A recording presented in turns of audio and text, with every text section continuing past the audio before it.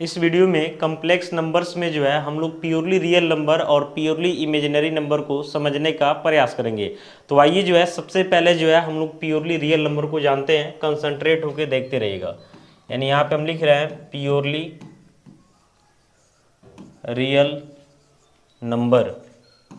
तो सबसे पहले जो है आपको कॉम्प्लेक्स नंबर के बारे में जानकारी होना चाहिए कि कॉम्प्लेक्स नंबर क्या होता है। तो कॉम्प्लेक्स नंबर के बारे में आपको पता होगा कि इसको हम z equal to a plus iota भी लिखते हैं। यहाँ पे a और b जो दिखाई दे रहा है हमारा कहीं ना कहीं रियल नंबर होता है। इसमें a को जो है हम लोग रियल पार्ट ऑफ z बोलते हैं, जबकि b को जो है इमेजिनरी पार्ट ऑफ z बोलते हैं। तो यहाँ पे जो है हमको डिफाइन करना है प्योरली रियल नंबर।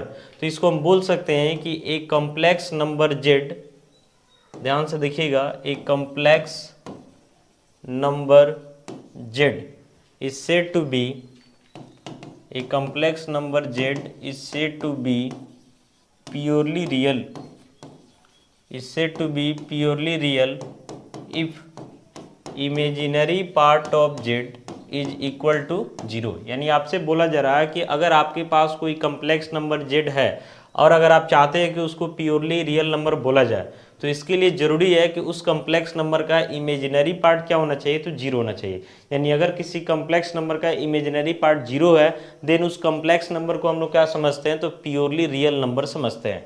तो आइए इस पे कुछ एग्जाम्पल्स लेते हैं, ध्यान से देखिएगा। जैसे यहाँ पे पहला एग्जाम्पल हम लिख रहे हैं कि z1 इक्वल टू एक कम्प्लेक्स नंबर लेना है सीधे 13। आपको पहले भी बताए थे कि जितना भी रियल नंबर होता है उन सबको हम लोग कम्प्लेक्स नंबर बोलते हैं, जितना इमेजिनरी नंबर होता है उन सबको भी जो है हम लोग कम्प्लेक्स नंबर बोलते हैं। तो यहाँ पे समझिए कि 13 है, आपको स्पष्ट रूप से दिख रहा है कि एक रियल नंबर है। अब इसको हम लिखना चाहते हैं कम्प्लेक्स नंबर के स्टैंडर्ड फॉर्म में, तो लिख सकते हैं 13 प्लस, कहीं आयोटा नहीं दिख रहा है तो 0 इंटू आयोटा लिखने में तो कोई दिक्कत है नहीं। अब यहाँ पे ये जो कम्प्लेक्स नंबर आपको दिखाई दे रहा है इसका इमेजिनरी पार्ट यही है, यानी आयोटा का जो कोफिशिएंट होता है वही इमेजिनरी पार्ट होता है। तो यहाँ पे आयोटा का कोफिशिएंट 0 है, 0 के अलावा कुछ और ले लीजिएगा तो जाहिर सी बात है कि इससे फिर 30 नहीं आ पाएगा, तो ध्यान तो इसको भी रखना है।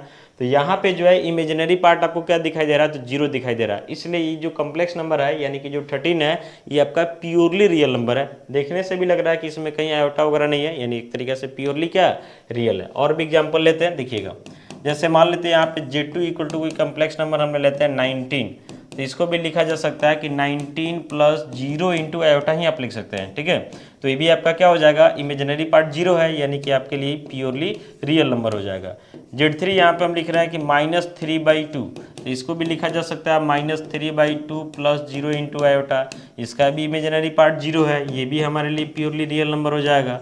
z4 यहाँ पे दिखाई दे रहा, मान लेते हैं यहाँ पे हम स्क्वायर रूट ऑफ 2 लिख रहे हैं, तो इसको भी लिखा जा सकता है कि square root of 2 plus 0 into iota, यानी यहाँ भी इमेजिनरी पार्ट 0 है, तो ये भी हमारे लिए क्या हो जाएगा, तो प्योरली रियल नंबर हो जाएगा। तो प्योरली रियल नंबर का मतलब समझिए कि एक तरीके से रियल नंबर को ही लिखा जा रहा, तब ना इसको स्टैंडर्ड फॉर्म में सजाए हैं तो इसका इमेजिनरी पार्ट क्या दिख रहा है, 0 दिख रहा है। इसलिए इन सबको हम लोग क्या बोलेंगे, तो प्योरली रियल नंबर, यानी इसमें कहीं इमेजिनरी वगैरह जो है नहीं। अगर लिखे भी हैं तो इमेजिनरी का पार्ट 0 हो गया, तो 0 का मतलब तो कोई बनता नहीं है, मल्टीप्लाई होकर कहानी खत्म हो जाएगा।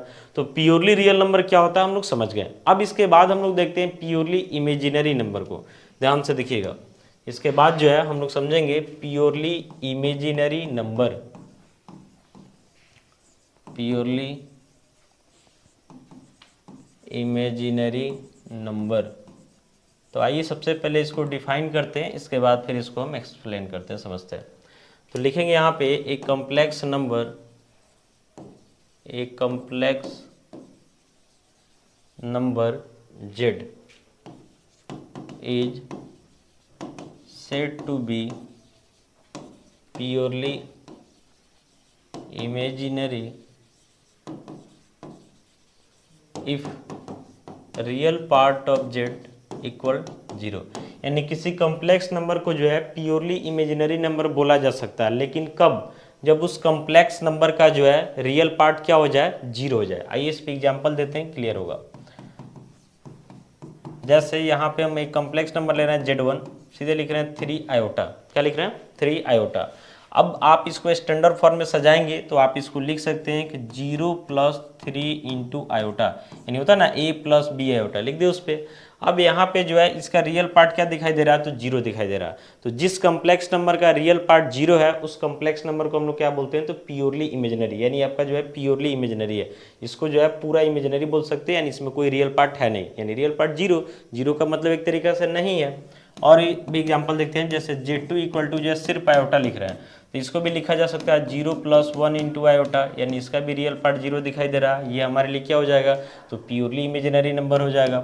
यहाँ पे हम लिख रहे हैं Z3 इक्वल टू -9 आयोटा, तो इसको भी लिखा जा सकता है कि 0 + -9 इंटू आयोटा, इसका भी रियल पार्ट क्या है, जीरो है, तो ये भी आपके लिए क्या हो जाएगा, तो प्योरली इमेजिनरी हो जाएगा। यहाँ से हम Z4 इक्वल टू लिख रहे हैं, मान लेते हैं 9/2 आयोटा, तो इसको लिखा जा सकता है 0 + 9/2 आयोटा, इसका भी रियल पार्ट क्या है, जीरो है, तो ये भी हमारे लिए क्या हो जाएगा, तो प्योरली इमेजिनरी हो जाएगा। यानी जिस कम्प्लेक्स नंबर का रियल पार्ट जीरो है वो आपके लिए जो है प्योरली इमेजिनरी हो जाता है।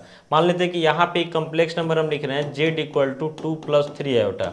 अब आपसे पूछा जाए कि प्योरली रियल है कि प्योरली इमेजिनरी है, तो इसको हम बोलेंगे neither purely real nor purely imaginary. कारण है कि ना इसका रियल पार्ट जीरो है ना इसका इमेजिनरी पार्ट जीरो, इस चीज़ को ध्यान रखिएगा। एक चीज़ और ध्यान रखिएगा कि Z इक्वल टू अगर हम जीरो लिख रहे हैं तो जीरो भी हमारा एक रियल नंबर यानी कि एक कम्प्लेक्स नंबर होता है। अगर इसको स्टैंडर्ड फॉर्म में सजाइएगा तो 0 + 0 इंटू आयोटा लिख सकते हैं, तब ना फिर सही आ जाएगा। अब इसमें ध्यान से देखिएगा तो इसका रियल पार्ट भी जीरो है और इसका इमेजिनरी पार्ट भी जीरो है।